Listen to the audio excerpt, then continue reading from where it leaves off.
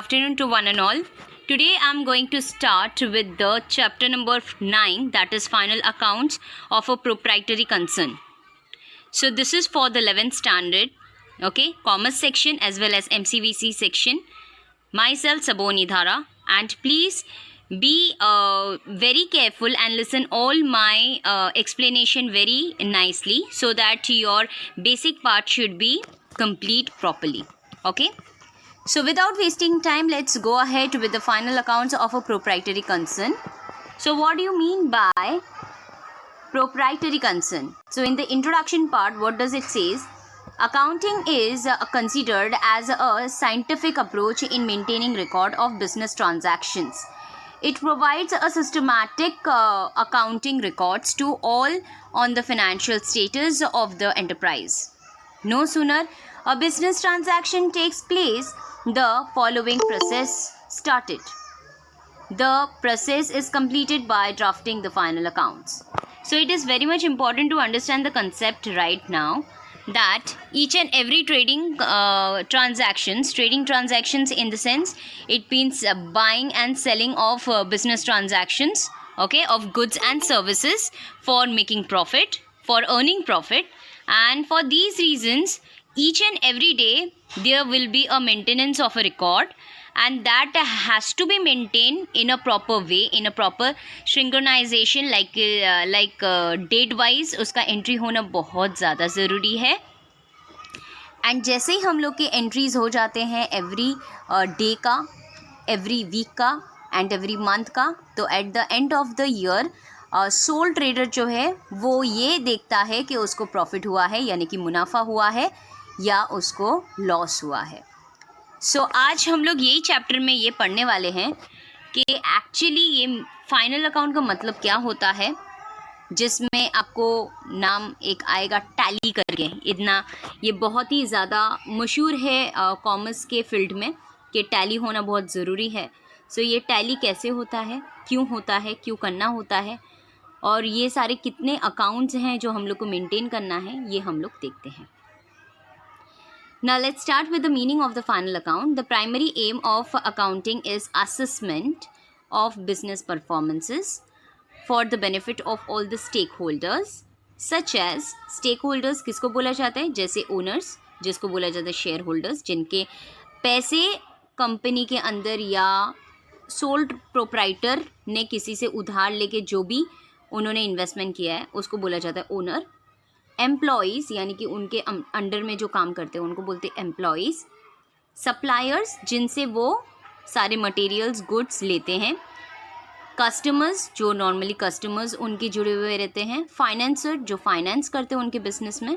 So those all are called as what, stakeholders, which will also help them to form their opinions on the financial positions of their business concern. So for this purpose, various accounting reports are prepared in the form of the final accounts at the end of every financial year. In brief, final accounts are financial statement that validates and explain working results and financial status for a specific period of time on a particular date. It is a set of trading account, profit and loss account, and balance sheet. So the moreover, it is very much important to understand the concept that आपको क्या balancing figure करना है, trading account, that is gross profit नहीं तो आएगा उसके अंदर, और नहीं तो gross loss आएगा. In the case of a profit and loss account, you will get net profit और net loss. and आपको जो balance sheet है इसको आपको टैली करना है, यानी कि असेट्स एंड लाइबिलिटीज़. ये आपको दिख रहा है स्क्रीन में. सो असेट्स एंड लाइबिलिटीज़ एक पर्टिकुलर टाइम पे वो क्या होना चाहिए, टैली होना चाहिए, सेम टू सेम होना चाहिए. तो ये क्या है, कैसा है, ये अभी हम लोग देखते हैं. So in the basic objective of the final account is to determine gross profit और gross loss and net profit और net loss of the business during the financial year. जो भी आपका फाइनेंशियल ईयर है, आपको पता है फाइनेंशियल ईयर हम लोग का स्टार्ट होता है 1 अप्रैल से लेके और ख़त्म होता है 31 मार्च में. सो मार्च के दौरान आपके सारे अकाउंट्स पॉसिबली अच्छी तरह से क्या होना चाहिए, टैली होना चाहिए। आपको पता होना चाहिए कि आपको नेट प्रॉफिट हुआ है या नेट लॉस हुआ है, क्या नेट ग्रॉस प्रॉफिट हुआ है या ग्रॉस लॉस हुआ है। सो ये सारी चीज़ें आपको समझना बहुत इम्पॉर्टेंट है। सो फॉर दैट रीज़न हम लोगों को अकाउंट्स बनाना रहता है। Final account shows the true and correct financial position of the balance sheet, यानी कि बिजनेस के बारे में जो fair and true financial position है बिजनेस का, वो होना बहुत ज़रूरी है एंड उसकी वजह से ये सारी चीज़ें हैं। On the other hand it informs the operating results and extract financial position of the business to the stakeholders and to the financial to take financial decision। ये हम लोग क्यों निकालते हैं कि हम लोग को ग्रॉस प्रॉफिट हुआ है या ग्रॉस लॉस हुआ है, नेट प्रॉफिट हुआ है या नेट लॉस हुआ है, ताकि हम लोग अपने इन्वेस्टर्स को पहचान सके और उनको बता सके कि आपका जो इन्वेस्टमेंट आपने हमारे बिजनेस में किया है इट इज़ गुड, ये फ़ायदेमंद है या लॉस मेकिंग है। ये बताना बहुत ज़रूरी है क्योंकि उनका पैसा हम लोग के बिजनेस में रहता है। So for that reason it has to be done. It enables to control the financial activities of the business effectively. So ये बहुत ही हेल्पफुल करता है। It controls the financial activities। कहीं पे ज़्यादा हम लोग ने खर्चा कर दिया तो उसको कंट्रोल करने की ज़रूरत है। And on the other hand जहाँ पे हम लोग ने खर्चा नहीं किया है जिसकी वजह से हम लोग को लॉस हुआ है तो वहाँ पे ज़रा अटेंशन दो। सो ये सारी चीज़ों को मद्देनज़र रखते हुए ये सारे 3 अकाउंट्स बनते हैं, that is trading account, profit and loss account, और एक बैलेंस शीट बनता है जिसका असेट्स एंड लाइबिलिटीज़ होता है।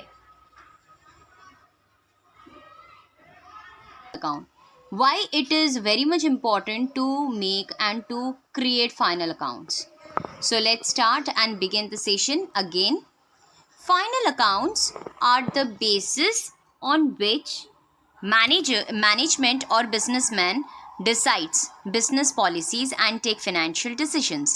So फाइनल अकाउंट बनाने के बाद ही हम लोग को मैनेजमेंट को पता चलता है, बिजनेसमैन को पता चलता है कि business position, financial position and business policies किस तरह से होता है। Final accounts gives a true picture of the financial status of the business for the financial year. एक प्रॉपरली ट्रू पिक्चर बताता है, सही पिक्चर बताता है कि कहाँ पे हमारा बिजनेस है, किस तरह से चल रहा है, प्रॉफिट मेकिंग कंपनी है, प्रॉफिट मेकिंग बिजनेस है या नॉन प्रॉफिट मेकिंग। सो इसी तरह से हम लोग एक ट्रू पिक्चर में रहते हैं, यानी कि हम लोग को पता चलता है कि हमारा बिजनेस प्रॉफिट कर रहा है या loss. On the other hand third point, final accounts are useful for the accurate का मतलब क्या, एकदम परफेक्ट, एकदम करेक्टनेस को बोला जाता है accurate. You can mark it over there. And accounting records, transparency in the business dealing are possible due to financial statement.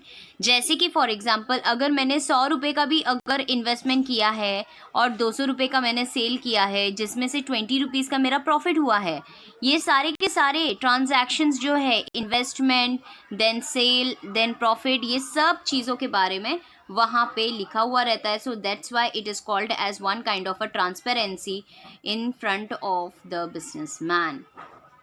Next one, final accounts helps to get a clear breakup of amounts payable to government as various taxes. Example, income tax, GST, that is good service tax, etcetera, ये सारी चीज़ें हो जाते हैं और इसकी वजह से हम लोगों को एक ब्रेकअप मिल जाता है कि हमारा इनकम कितना हुआ है और हमारा एक्सपेंसेस कितना हुआ है और हमारा प्रॉफिट कितना हुआ है या लॉस हुआ है। So whatever the thing is, we will come to know about the things and accordingly we will going to plan about it.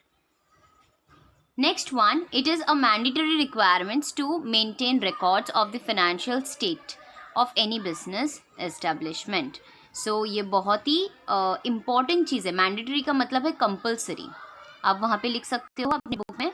compulsory का मतलब होता है mandatory in commerce language। सो इसी तरह से ये सारी चीज़ें मैंडेटरी रिक्वायरमेंट है, इसका मतलब है ये होना ही चाहिए बिजनेस में। अगर ये नहीं होगा तो हम लोग को पता नहीं चलेगा हमारा बिजनेस किस तरह से फेस कर रहा है, लॉस या profit. So this is what they are called, that is why importances of final account is very much in businessman's life. Now we will go ahead with the how to prepare the final account. Number first one, as we have gone through with many chapters before, so you know what do you mean by business transaction, यानी कि goods and services का जो sell and buy होता है उसको बोला जाता है business transaction. उसके बाद होता है ledger, यानी कि journal entry. जर्नल एंट्री आपको पता है जर्नल एंट्री क्या होता है. उसके बाद होता है लेजर पोस्टिंग. उसके बाद होता है बैलेंसिंग द लेजर. उसके बाद होता है ट्रायल बैलेंस, जैसे कि मैंने इसके पहले वाले लेक्चर्स में बोले, ऑफलाइन लेक्चर्स में, कि ट्रायल बैलेंस किसको बोला जाता है. And on the other hand उसके बाद ट्रायल बैलेंस के बाद आपका बनता है final accounts at the end of every year. So this is what a systematic approach which each and every sole trader और any of the business has to follow. पहले business transactions होते हैं, उसके बाद जर्नल एंट्रीज होते हैं, उसके बाद लेजर पोस्टिंग होता है, उसके बाद बैलेंसिंग द लेजर होता है, उसके बाद ट्रायल बैलेंस बनाते हैं, ये भी हम लोग ने देखा है. And the lastly final accounts at the end of the year होता है. ओके, सो ये था हम लोगों का फाइनल अकाउंट्स के अंदर क्या क्या होने वाला है. सो फाइनल अकाउंट्स के अंदर मैन्युफैक्चरिंग अकाउंट होता है, ठीक है. उसके बाद ट्रेडिंग अकाउंट होता है, प्रॉफिट एंड लॉस अकाउंट होता है, profit and loss appropriation account होता है, और बैलेंस शीट होता है. लेकिन फिलहाल आप लोग ये चैप्टर में trading account, profit and loss account और ये बैलेंस शीट, ये आप पढ़ने वाले हो और ये आप करने भी वाले हो इलस्ट्रेशंस में. सो आई गेस आपको समझ में आया है what you mean by final account and why it has to be prepare and how it has to be prepare.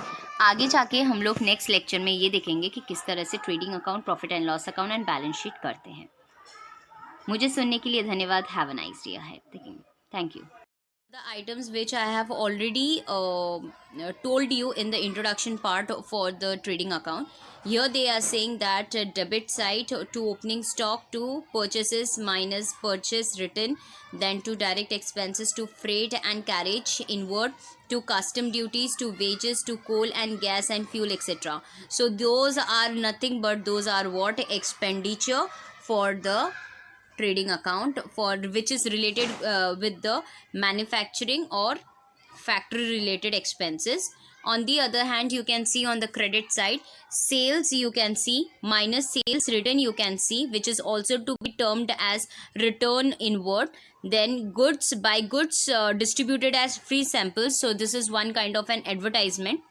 जब भी नया प्रोडक्ट आता है मार्केट में, तो उसका अवेयरनेस फैलाने के लिए हम लोग क्या करते हैं, गुड्स को थोड़ा सा फ्रीली डिस्ट्रीब्यूट कर देते हैं, छोटे छोटे पैकेजेस, ताकि लोगों को यूज़ करें लोग वो packages, and they should get attract with our packages and they should come to buy those product from us. So इसीलिए ये goods distributed as free samples दिया जाता है, जो कि क्रेडिट साइड में लिखा जाता है ट्रेडिंग अकाउंट के.